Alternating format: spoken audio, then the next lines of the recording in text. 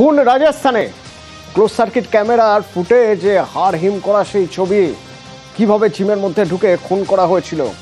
তারপর ধরপাকড় শুরু হয়। তিনজনকে তো এ রাজ্য থেকেই ধরা সম্ভব হয়েছে, একজন ধরা পড়লো ইন্দোর থেকে। অমিত রয়েছে সরাসরি আমার সঙ্গে। অমিত, ইন্দোর থেকে যাকে ধরা হয়েছে তার পরিচয় কি, কিভাবে তাকে ধরা হয়েছে?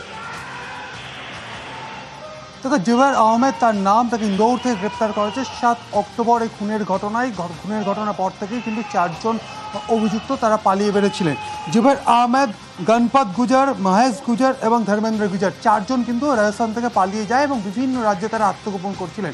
সেক্ষেত্রে রাজস্থান পুলিশ সূত্র থেকে যেটা দাবি করা হচ্ছে, ইন্দোর রেল স্টেশন চত্বর থেকে কিন্তু এই জুবের আহমেদকে গ্রেপ্তার করা হয়। সেক্ষেত্রে জুবেরকে ইতিমধ্যেই তারা ট্রানজিট রিমান্ডে রাজস্থান নিয়ে যাবে এবং জেরা করার কাজ কিন্তু শুরু করবে। কারণ জুবের আহমেদ বা গণপত এরা কিন্তু সিরিয়াল কিলার বলে কিন্তু দাবি করা হচ্ছে রাজস্থান পুলিশের তরফে। সেক্ষেত্রে 7 অক্টোবরের যে ক্লোজ সার্কিট ক্যামেরা ফুটেজের সামনে এসেছিল তাতে দেখা যাচ্ছিল যে গণপতকে 2টি গুলি চালাতে দেখা যায় বা তিনি 2টি গুলি চালিয়েছিলেন।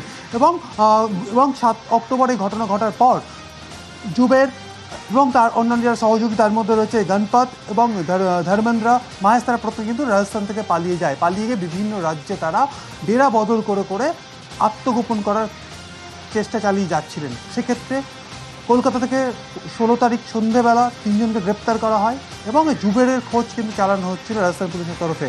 জুবেরকে আজকে ইন্দোর থেকে গ্রেপ্তার করা হয়েছে এবং ট্রানজিট রিমান্ডে রাজস্থান নিয়ে যাওয়ার কিন্তু প্রক্রিয়া কিন্তু শুরু করা হয়েছে। আচ্ছা, এখানে অমিত একটা বিষয় আমি একটু জানতে চাইবো।